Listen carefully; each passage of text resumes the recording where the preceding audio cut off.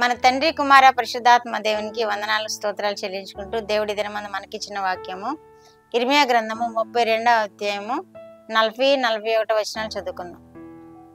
నేను వారికి మేలు చేయుట మానకుండునట్లు నిత్యమైన నిబంధనను వారితో చేయుచున్నాను. వారు నన్ను విడవకుండునట్లు వారి హృదయములలో నా ఎడల భయభక్తులు పుట్టించెదను. వారికి మేలు చేయుటకు వారి యందు ఆనందించుచున్నాను. నా పూర్ణ హృదయంతోనూ నా పూర్ణాత్మతోనూ ఈ దేశంలో నిశ్చయముగా వారిని నాటెదను. దేవుడి వాక్యం ద్వారా మనల్ని దీవించునుగాక. దేవుడి ఉదయకాలంలో మనకి వాగ్దానం చేస్తున్నాడు. ఆయన మనల్ని ఆదుకుంటానని, మనల్ని నిత్యమైన నిబంధనతో మనల్ని ఆదుకుంటానని వాగ్దానం చేస్తున్నాడు దేవుడు. నిత్యమైన నిబంధన అంటే ఇంకా అది ఎవరికి ఎన్నటికీ పోనటువంటి నిబంధన, ఎన్నటికీ చెరిగిపోనటువంటి వాగ్దానం అన్నమాట. ఎన్నటికి చెరిగిపోదు. ఇంకా దేవుడు మనకు ఒక నిత్యమైన నిబంధన చేస్తున్నాడు అంటే అది ఎన్నటికీ చెరిగిపోదు. మన జీవితాంతము ఆయన నిబంధన చేసుకుంటున్నాడు. ఏమని అంటే మనకి సహాయం చేస్తానని, వారు నన్ను విడవకుండానట్లును వారి హృదయాలలో నేను నా ఎడల భయభక్తులు పుట్టించేదను అంటున్నాడు. వారితో నేను ఏమని చేయుచున్నానంటే నిత్యమైన నిబంధన ఏమి చేయుచున్నానంటే వారు నన్ను విడవకుండానట్లు, వారు నా ఎడల భయభక్తులు కలిగి ఉన్నట్లు, వారు ఎన్నడూ నన్ను విడవకుండానట్లుగా, ఎన్నడూ నన్ను ఎడబాయకుండానట్లుగా వారి కొరకు నిత్యమైన నిబంధన చేస్తాను అంటున్నాడు దేవుడు. నిత్యమైన నిబంధన అంటే శాశ్వతమైనటువంటి నిబంధన, మన కొరకు సహాయపడే నిబంధన ఆయన చేస్తానంటున్నాడు. మనం ఎన్నటికీ ఆయన బిడ్డలుగానే జీవించే కృప అనమాట. మనం ఎన్నటికీ మన జీవితాంతము, మన బ్రతికినంత కాలము ఆయనతోనే జీవించే కృప అనమాట. నిత్యమైన నిబంధన ఆయన మన హృదయాలలో అట్టి కృపను నిలిపి ఉంచుతానని వాగ్దానం చేస్తున్నాడు. మన హృదయములలో ఆయన యందు భయభక్తులను పుట్టించేదను అని వాగ్దానం చేస్తున్నాడు. మన జీవిత కాలం అంతా ఆయనకు భయభక్తులు కలిగి జీవించే మనసు మనకు పుట్టిస్తాడు అనమాట దేవుడు.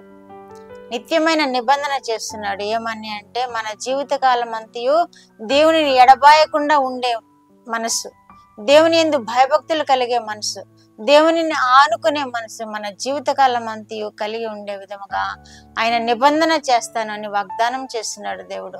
వారికి మేలు చేయుటకు వారి యందు ఆనందించుచున్నాను అంటున్నాడు. ఆయనను సేవించే వారముగా మనల్ని నిలబెట్టుకోవడం మాత్రమే కాదు, మనకి మేలు చేస్తానని వాగ్దానం చేస్తున్నాడు. ఆయన మేలు చేస్తే మనం ఈ లోకములో అన్ని విధాలా ఆశీర్వదింపబడతాము. ఆయన మేలు చేసినప్పుడు మనము ఎన్నో గొప్ప కార్యాలు చేయగలుగుతాం. ఆయన మేలు చేసినప్పుడు ఈ లోకములో ఫలభరితమైన జీవితం జీవించగలుగుతాము. దేవుని ఆశీర్వాదము మనకి ఎంతో ఉన్నతమైనదిగా ఉంటుంది, మనల్ని హెచ్చించేదిగా ఉంటుంది. మనకి శాశ్వతమైన కృపనిచ్చినప్పుడు, దేవుడు మనల్ని ఆశీర్వదిస్తూ ఉన్నప్పుడు మనము ఈ లోకములో ఫలభరితముగా జీవిస్తాం. అన్ని విషయాల్లో, పిల్లల విషయాల్లో, పెద్దవాళ్ళ విషయాల్లో, మనం చేసే పని విషయాల్లో, అన్ని విషయాల్లో మనకి ఫలభరితముగా ఉంటుంది. కాబట్టి ఆయనను మనము హత్తుకుందాము, ఆయన మేలు కొరకు కనిపెట్టుకుని ఉందాము. మానకుండానట్లు, నేను మేలు చేయట వారికి మానకుండానట్లు నిత్యమైన నిబంధన వారికి చేస్తానని వాగ్దానం చేసిన దేవుణ్ణి మనం హత్తుకుందాము. మన ఎడల ఆయన అట్టి కృప చూపే దేవుడని మనము ఆయన యందు నమ్మిక ఉంచుదాము. బలమైన విశ్వాసము కలిగి ఉన్నప్పుడు ఆయన మనకి ఎప్పుడూ సహాయం చేస్తూనే ఉంటాడు.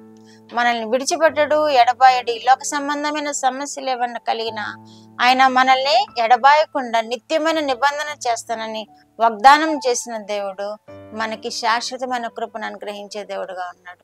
ఈ లోక సంబంధమైన ఎటువంటి ఆటుపోట్లు వచ్చినా వాటన్నిటినీ తొలగించే దేవుడుగా ఉన్నాడు. ఎందుకంటే మన ఎడల ఆయన నిత్య నిబంధన చేశాడు కాబట్టి. ఆయన మన హృదయాలను ఏలుతూ ఉండే దేవుడు కనుక ఆ నిబంధన ద్వారా మన హృదయాల మీద ఆయన యందు భయభక్తులు పుట్టించే దేవుడు కనుక మనకి సహాయం చేస్తూ ఆయన బిడ్డలుగా జీవింపచేసుకుంటాడు. శాశ్వత కాలం వరకు, మన జీవితాంతం వరకు ఆయన యందు భయభక్తులు కలిగే బిడ్డలుగా మనల్ని జీవింపచేసుకునే దేవుడుగా ఉన్నాడు. కాబట్టి ఆయన యందు మనము నిలిచి ఉందాము. దేవుని యొక్క కృప కొరకు మనం కనిపెట్టుకుని ఉందాము. ఆయన ఇచ్చిన వాగ్దానాన్ని మనం నెరవేర్చుకుందాము. ఆయన ఇచ్చిన నిత్య నిబంధన హత్తుకొని ఉందాము. ఆ నిబంధనలో మనం నిలిచి ఉందాము. దేవుడు మనల్ని హెచ్చిస్తాడు. ప్రార్థన. మా దేవా, మా ప్రియ పరలోక ప్రభువా, మీ పరిశుద్ధ పాదములకు వందనాలు, స్తోత్రాలు. మా రక్షకుడైన యేసుక్రీస్తు దేవా స్తోత్రములు, పరిశుద్ధాత్మ దేవా స్తోత్రములు. ఇచ్చిన వాక్యము కొరకు స్తోత్రములు ప్రభువా.